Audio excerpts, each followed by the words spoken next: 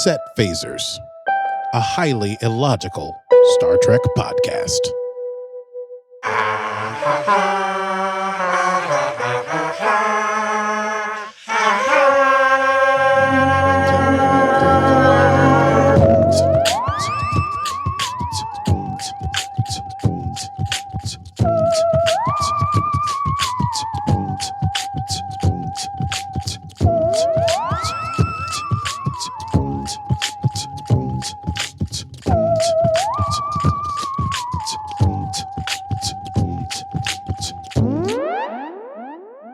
Akie, hello.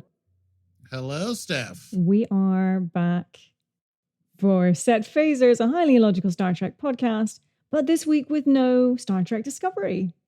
That is true. We do not have any Star Trek Discovery this week, alas. So what are we going to talk about, Akie? We're going to talk about season 3 in total, from the beginning, from the top to the bottom. It's not going to be like 2 hours long, is it? No, it'll be extremely condensed. Super fast. I'm excited. I don't know how you're going to do this, but I'm ready to run it down. Okay, great. Let's run it down. It's time to run it down. Can you run it down for me? Tell me what just happened. Can you run it down for me? Okay, so we begin with the first 2 episodes. The first one is Michael showing up in the future, 930 years. She's in the Red Angel suit. She drops the suit. She vomits. She meets Book. He's super sexy. Oh, yeah. Yes. Oh, yes. They go to the exchange. They get high. Well, Michael gets high. They fight everyone there. They steal some dilithium. They go back. Michael gets swallowed by a transworm. She gets spit up by a transworm. The transworm's name, incidentally, is Molly. Then they return the transworm to the Happy Transworm planet, and they go to one of the defunct star bases that the Federation used to own, because we find out that the Federation is no longer in this future. And they meet Aditya Sahil, who's been out there waiting for someone from the Federation to contact him, and Michael is the first person there. Apparently, he's been waiting, and his father's been waiting, and his father's father before him had been waiting, and all he can say is, "That hope is you," from which the title of the episode draws its name, and that there's no other Federation anywhere near. Subspace has been destroyed, and she'll need to go search to find Federation headquarters, if in fact they exist. In episode 2, Far From Home, they have crash land on this planet. Everything gets messed up and jacked up. Saru tries to take control. The crew is all kind of a little bit shaky, but Saru and Tilly go out because they find out there are some settlements.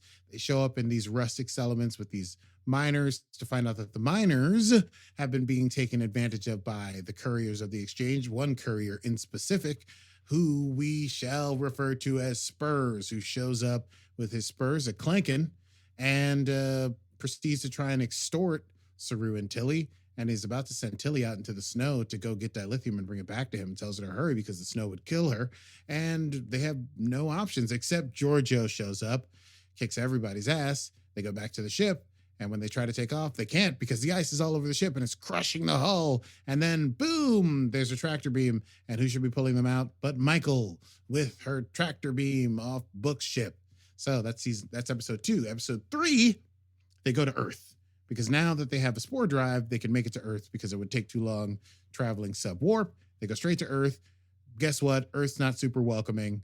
And they basically try to fire on Discovery, and they are managed to work it out, but then the Earth is attacked by people from elsewhere, but it turns out that those people from elsewhere are actually other humans who had lost contact with Earth because Earth had become so jingoistic, and Saru and Michael and Giorgio and Tilly have to get those 2 people to talk together at the table, and it is in that episode that we first meet Adira Tal. Adira, who's working for the Earth's forces, but also is carrying the symbiote that has the memories of Senatal, who was a Trill commander in the Federation who apparently died, and Root, and knows where the Federation headquarters are. However, Adira is a human, and they cannot communicate directly with the Trill symbiote because they're not Trill. They got the symbiote from their boyfriend who was a Trill who died under mysterious circumstances. And that we find out in episode 4, Forget Me Not. When we travel to planet Trill, Adira is not warmly welcomed by the Trill people, except one person who's willing to take them to the caves where they get into the milky soup. They journey into Adira's mind. A connection is made through past trauma. Adira is able to connect to all the previous hosts and is able to give Michael the location of Federation headquarters, bringing us to episode 5, Die Trying, in which Discovery enters the protective bubble of the secret Federation headquarters and finds themselves once again not warmly welcomed by anyone. But we do meet Admiral Vance, who, though he's happy to, see a ship that can travel faster than like Impulse, is also upset that they apparently have, by just being there, they have broken the temporal accords because of the temporal Cold War. And I won't go into all of that, but if you watch Enterprise, you can get a couple glimpses of it in the last 2 seasons when they tried to do something new. That's neither here nor there. In order to prove themselves to the current Federation, Michael takes Discovery. They jump to a weird, stormy nebula, have to pull a seed ship out of a storm. Detmer is kind of shaky this whole time because of the experience of the crash landing and moving forward through time, and everyone's feeling a little disconnected. And they are able to get onto the ship and find a cure for some, I believe they're called Keeley refugees who are suffering some sort of nervous system problem. But we lose one great crew member. Commander Nan, who's a Barzan, takes over the ship because the people who were guiding the seed ship die. So, Nan, we salute you. And we hope to see you again. They go back, they heal the people, and Vance is like, okay, I guess we're cool. Bringing us on to Scavengers. Book was cut loose. Book, who we met in the first episode, who definitely should be a love interest for Michael because he couldn't keep his shirt on anytime he was on screen for more than 5 minutes. He sends a message to Michael because he had been cut loose after they left Earth. He's been trapped and basically entered into slavery on Hunhao by the Emerald Chain. And this is our first experience up close with the Emerald Chain. So Saru says we can't go because the Federation needs us here in order to be ready to jump to, there's some sort of emergency, which I didn't write down, but that's why Saru says they can't go. Michael says, okay, sure, I'm your first officer. I understand that's a direct order. I won't go save my possible love interest. Thanks for talking. Bye-bye. Then goes to talk to Giorgio in a corridor, and she's like, hey, I want to do something in direct violation of a direct order. And Giorgio says, I'm down. So they take Book's ship. Oh, yeah. Book sent the ship with Grudge to send the message. Yes. That he was trapped on Hunhao and told Michael not to worry, which of course caused Michael to worry. So Giorgio, Michael, and Grudge. No, Grudge stays behind, and there's a very funny scene with Grudge and Tilly in the room. They go, they save Book, they meet Osira's nephew who's running the plant, the indentured servitude on Hunhao. I believe his name is Talor. They also meet Rin, who is an Andorian who once tried to lead a resistance against Osira and the Emerald Chain, who had his antenna cut off and now is sort of like a whipped dog for the Emerald Chain. Anyway, Michael and Giorgio and Book stage a great prison escape to the embarrassment of Tolor. They get all the slaves off the planet, and they bounce and they show up back. And Michael has disobeyed a direct order, and she is demoted from first officer to merely science officer. And that is Scavengers. Moving on to episode 7. And this was an interesting blast to the past because this was Unification Part 3. Yes, I enjoyed that one. In this episode, because Michael has been searching for a reason for the burn. Why did all the dilithium go inert and cause warp failure and all these ships to explode 100, 200 years ago? And apparently there's some sort of project that the Federation was working on that Navarre was in charge of that might have information on it. Navarre turns out to be the planet that the Vulcans and Romulans occupy together.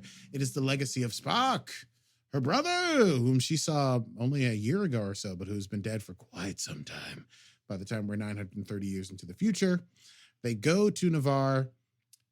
Michael tries to invoke the Tikal in Ket in order to get information because the Navarrians are reluctant to part with the information because they feel responsible for the burn.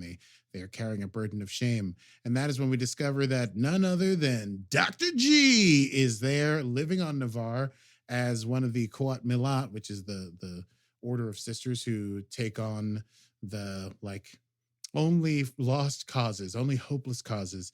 And so Michael has to convince these people from Navarre who are Vulcan and Romulan and a mix of Vulcan and Romulan to give her the information. It's complicated. Her mother pushes her in weird ways, but they're able to get the information if through sort of back channels.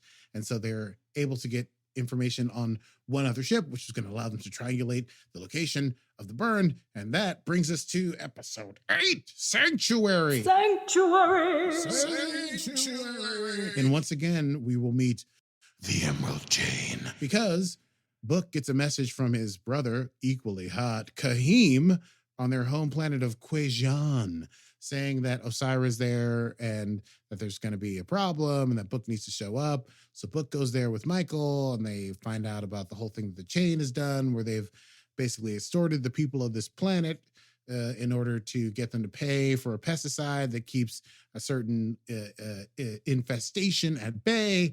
And that's messing up the whole thing. But the reason that Kahim called Book there was so that Osira could get Book, because Osira wants Book, because Book took Rin, because Book knows Rin's secret, and Rin's secret is that Osira and the Emerald Chain are running out of dilithium. And that was the whole ploy.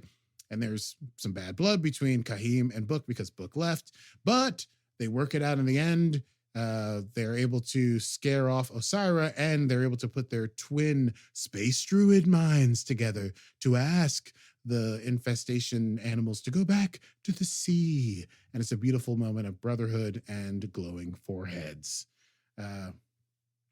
Moving on, we get now here we should pause, because this is our 2-part episode in which we deal with Giorgio, Philippa Giorgio, the emperor of the Terran Empire in the Mirror Universe. Giorgio has not been well. Giorgio has been having falling spells and weird memories, and apparently it's because the two universes have moved further apart in the 930 years since she crossed over. And so there's apparently no cure, and that they should let her die. But then the Spirit Aid is like, oh, actually there is one place you could go, this weird snow planet. So they go, and Giorgio goes down with Michael, and they walk, and they meet a very strange guy smoking a cigar and reading the newspaper, who says, hey, Giorgio, walk through that door. And Giorgio's like, great, I'll walk through the door. She walks through the door, and she is back in the Mirror Universe. The day that they christened her flying cathedral on top of a ball of sun field thing. And basically, it's also the day that she finds out that Michael and Lorca are in cahoots and are going to try to assassinate her. And I thought the whole time that Lorca was going to show up, and he didn't.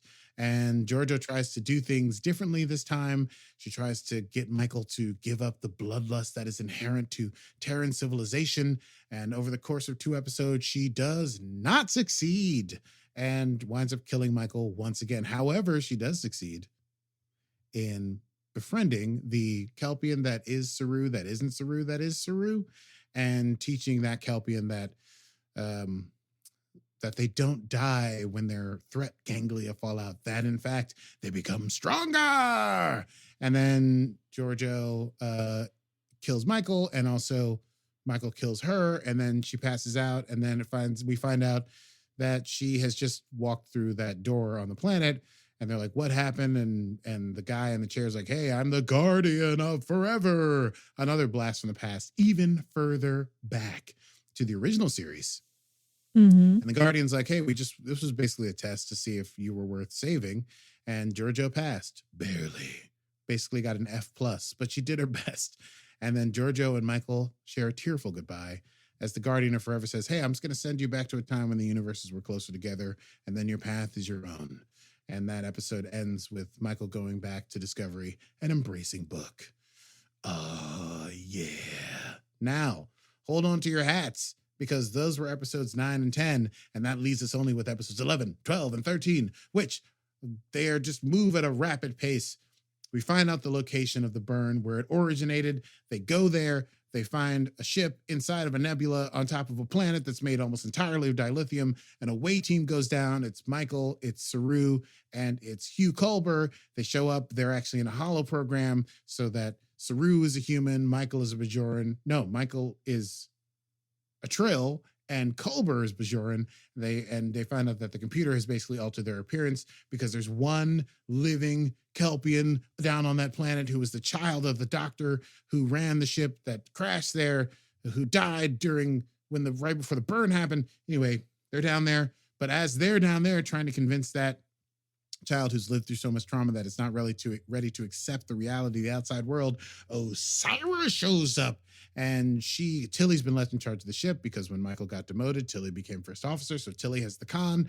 Osiris shows up. There's a battle of wits. There's a battle of tech. But Osiris is able to overwhelm Tilly. She takes over Discovery. They put a brain neuralizer thing on Stamets and use the spore drive to jump away just as Adira goes with Book to save Michael and try to get the away team back to the surface because they know that things are dire. Adira goes down with medication to help the away team because there's crazy radiation on that planet. And Michael goes up to Book. They fly out of the nebula and they see that Osiris has taken the ship. And so they jump into the quantum slipstream or the courier pathways or some kind of faster than light travel that's also dangerous. Meanwhile, Saru, Adira, and Culber are stranded on the surface.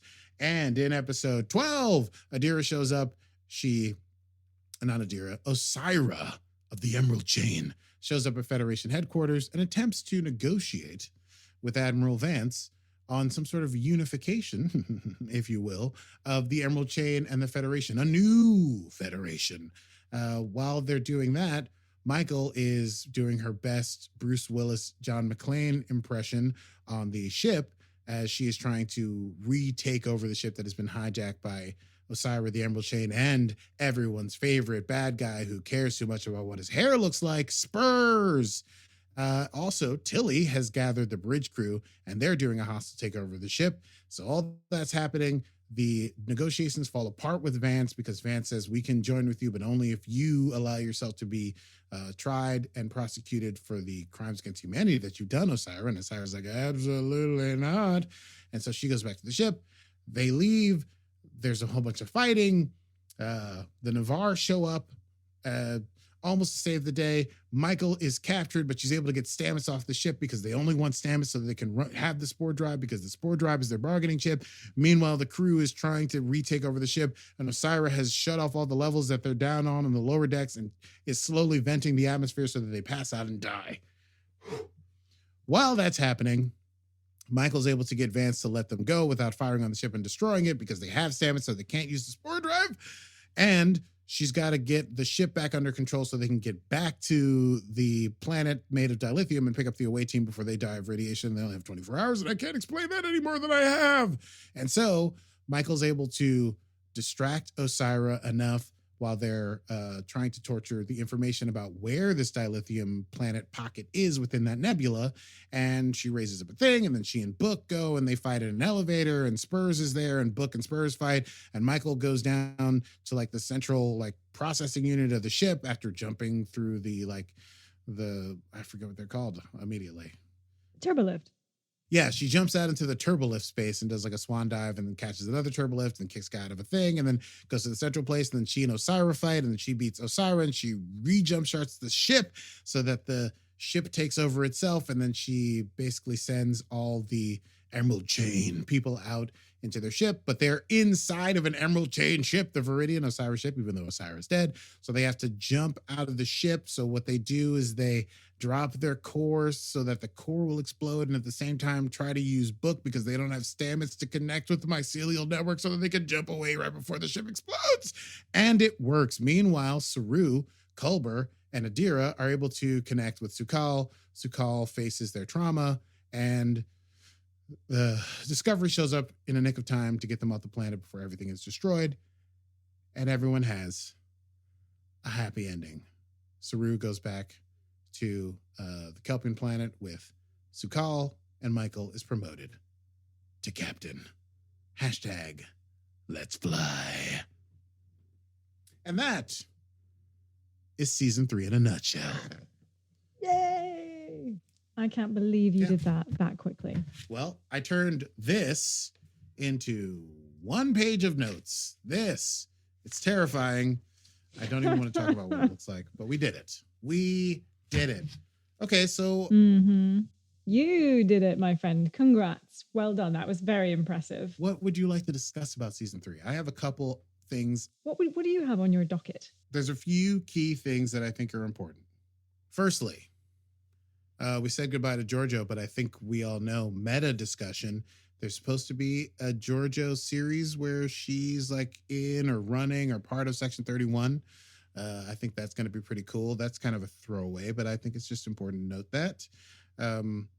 I like to discuss the Emerald Chain because the whole season, we think the Emerald Chain is basically like Osira, but it turns out the Emerald Chain is more like some kind of weird, not quite tyrannical, more like hyper fascist, hyper capitalistic society, and Osira is one of its quote ministers. Yeah. And so even though we've seen the end of Osira and the Viridian and Spurs, I don't think we've seen the end of the Emerald Chain. The Emerald Chain. I agree. It's one of those where there was such a big setup for it that they have to do something for season 4. Otherwise, it's almost like the wife that doesn't exist only by name in a series, or the character who, Right. like you only know off screen. So yes, I would hope that we get some more detail about that. And maybe that's what Captain Burnham will be doing in season 4. Let's fly. Let's fly. Yeah, I think that'll be interesting because I think the major menace to society is the Emerald Chain.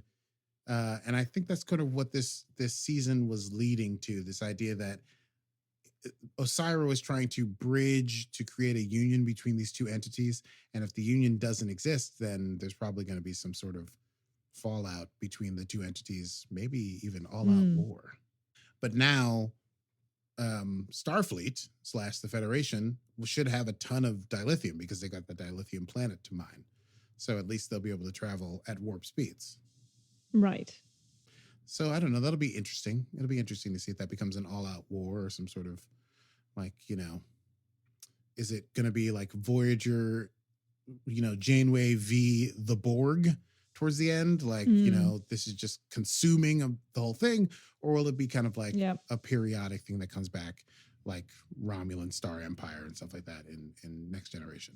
Yeah. Curious. I loved how Janeway got to really dig into the Borg because I think we were introduced to the Borg with Next Gen and it was scary. With Voyager, we really got into it in a different way, I think. Yeah, it was definitely... The Borg was introduced in Next Generation in a very strange way. And then we got Locutus, of course, which is, epic.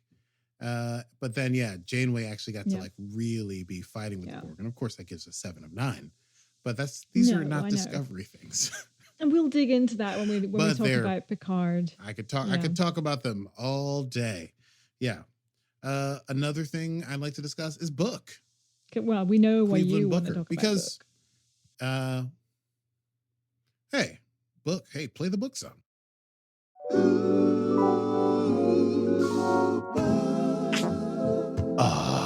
Yeah. Hi, I'm Cleveland Booker. Space druid. My head glows and I talk to animals, plants, and mycelia. Also, I love Michael. But also, why is my name Cleveland Booker? That's weird. And Grudge, my cat, she's a queen, and there's a lot of secrets there. And we'll find out what they are. Maybe in season 4. I do enjoy that. Yes, as do I. Okay, tell me more about Book. I'm just curious what's going on with, there's a practical concern. Like, Book, is he part of the Federation now? Is he going to be official, or is he going to be some sort of liaison? And can he and Michael have a relationship if he becomes part of the crew? Yeah. Precisely.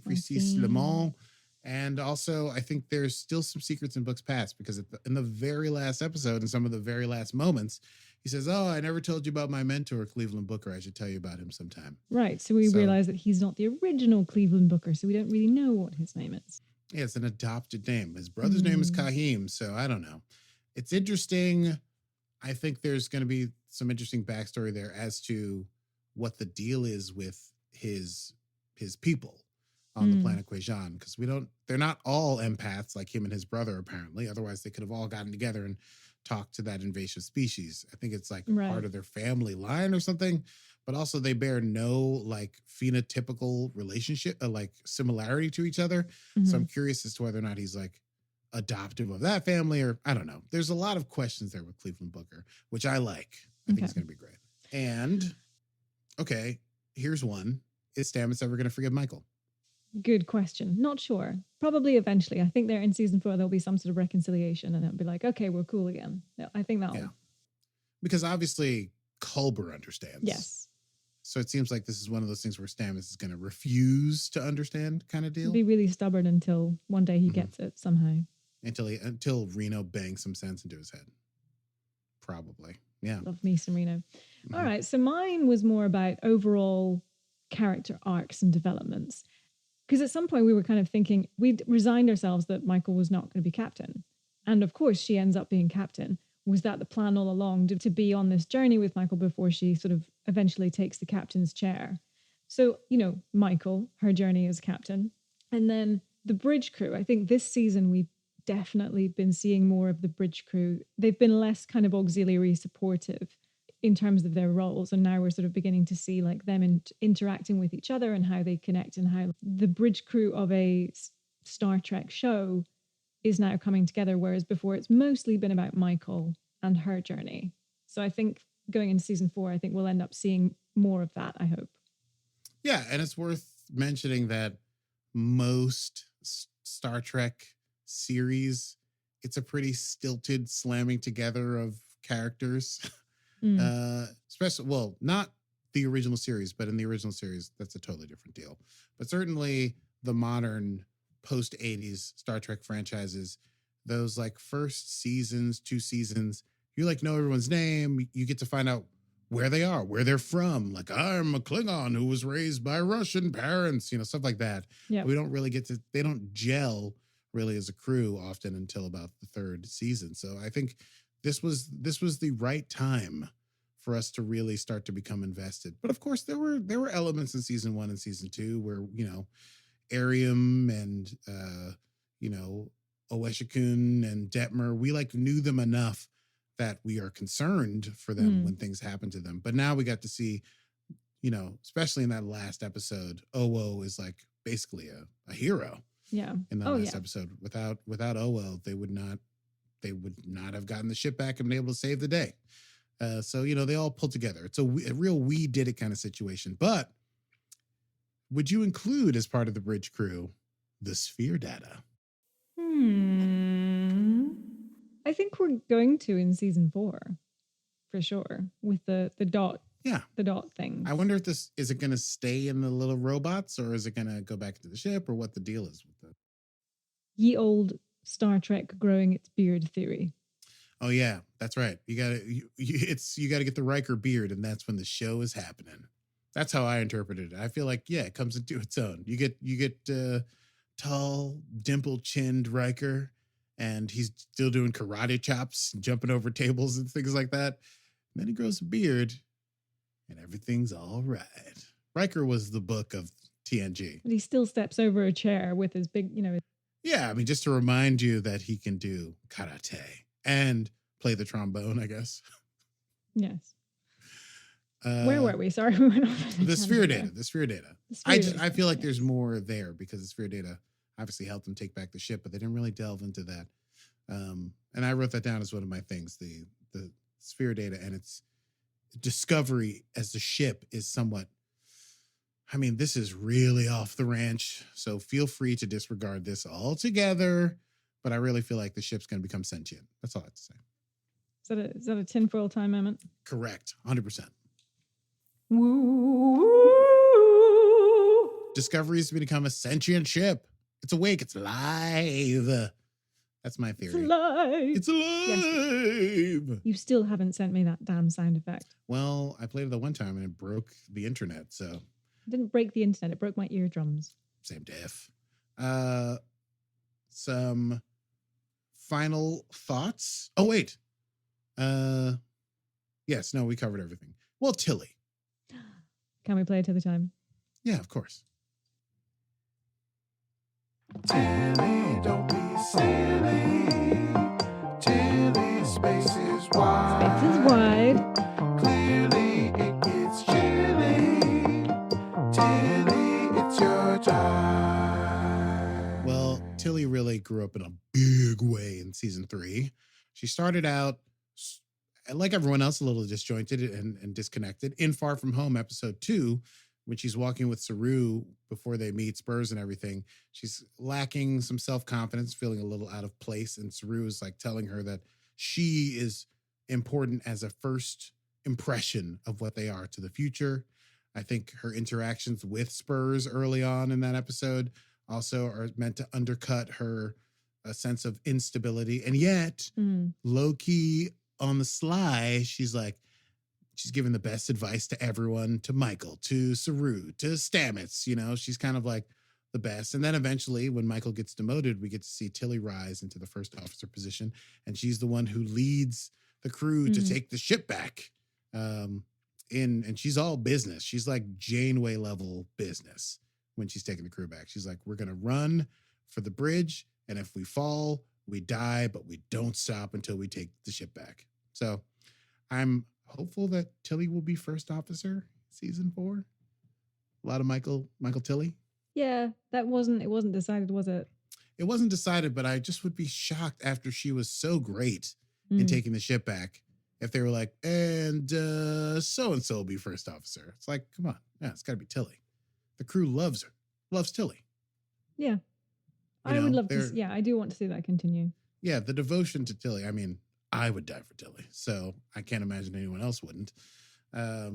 Anyway, I just love that she had that experience. She, takes a lot of pot shots from Giorgio, but she comes through super strong when she needs to towards the end of the season. So I think we're set up for like a pretty badass crew to do badass things in season 4. Yeah. And that's all I have in terms of big things. I don't know if you want to go into some quotable moments. Yes, let's do quotable moments. I didn't write many down, but Quotable moments. So I went through all my notes and drew out only the most salient quotes, a few of my favorites I picked at random. So I really enjoyed this quote from episode 1 when Michael is high and she's being interrogated by the Andorian and the Orion. She says, I need to talk to somebody. Can you sit? It's a super cool story. It's just in a completely devastating way, which I think is still very applicable to Discovery overall.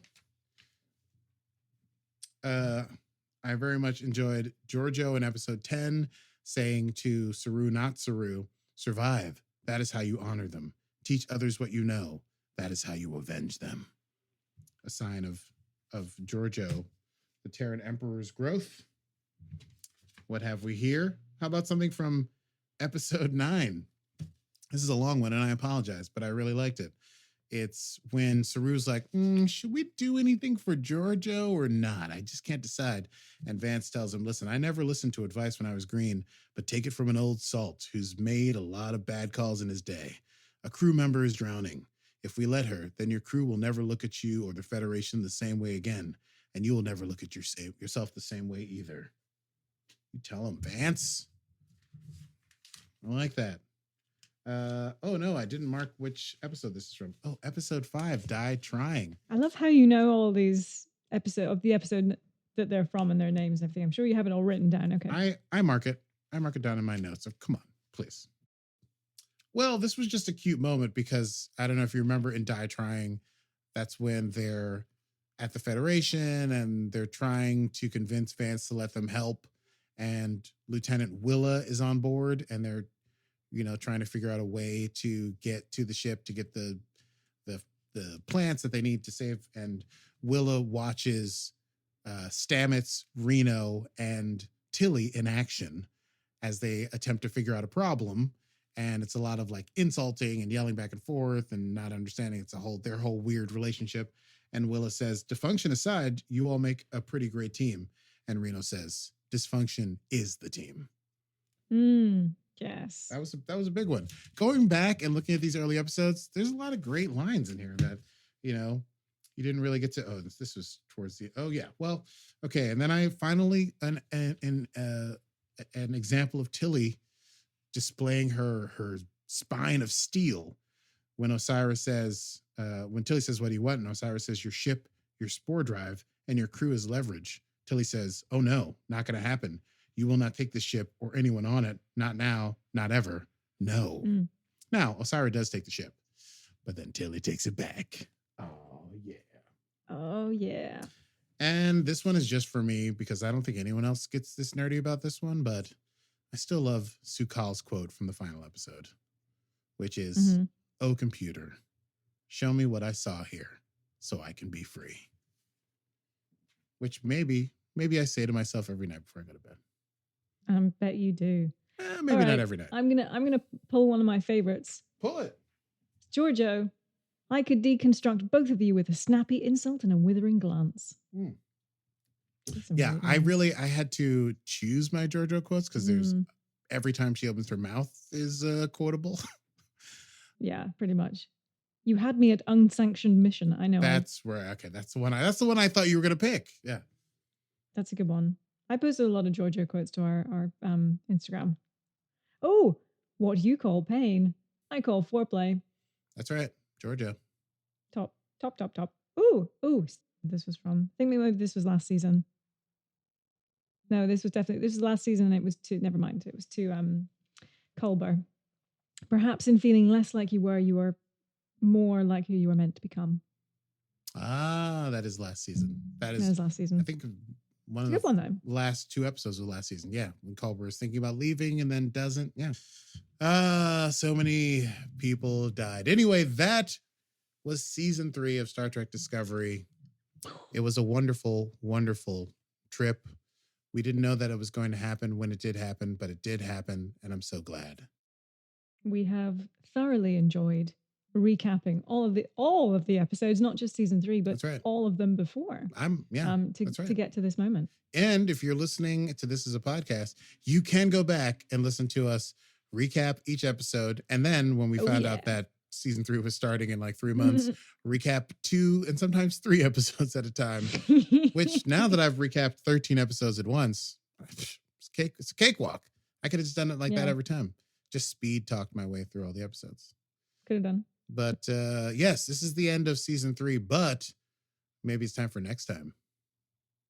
Well, do you mean next time? And Conrad asking, what's next, folks? Hit him with the music.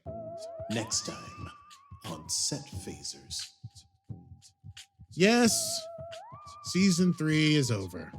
And so there will be no discovery to discover for a while. However, this is not the end for Set Phasers, because we are interested in the entire Star Trek universe. We will continue to put out this podcast because we love Star Trek, 1, because the world needs to discuss Star Trek, 2, and 3, because we're still stuck in our houses. So what else are we going to do on Friday night but hang out and talk Star Trek? So we thought it would be interesting if we took as our next challenge to discuss 2020's earlier offering, Star Trek Picard, which has, I think, some interesting overlaps with Discovery. Yes and no. It does. But certainly was the beginning of spawning, seemed to have spawned a few other Star Trek properties. And that's just a great series overall. So starting next week, is that true, Steph? Yeah, I think so. Starting immediately.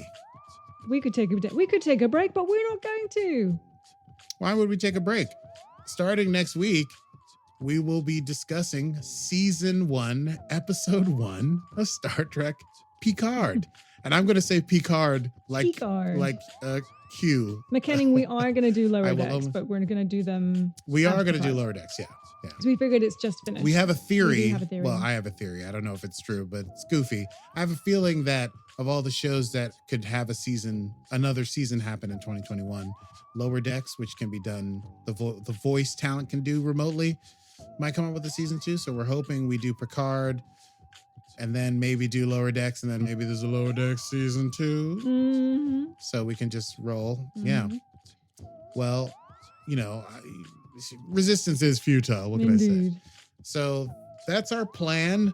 We thank you so much for sticking with us, and we hope that you will stick with us as we journey to other other planets. As stuff, we continue yeah. to set phasers to Star Trek. Hello. It's highly illogical, and it's a Star Trek podcast. So thank you very much. Those of you watching now and those of you listening later, thank you very much for joining us. If you enjoyed the program, you can catch us every Friday at 8 p.m. Eastern Standard Time on Facebook Live, unless we have some technical difficulties, and then you'll catch us at like 8:21. 20 minutes after. On Facebook Live. Who knows? We'll make it happen one way or another. Or you can catch us as a podcast where everything is perfect after Steph has worked her magic on it. That drops every Monday wherever you get your podcasts. So please check us out and rate and subscribe us if you do, because that really does help people find the podcast. We are, of course, on Facebook and Instagram at Set Phasers. I do my very best to create some fun Star Trek content, and I would love it if you liked the page, if you told your Star Trek loving friends to like the page and share things. That would be amazing. So please follow us and join in the conversation of all things Trek with us right there.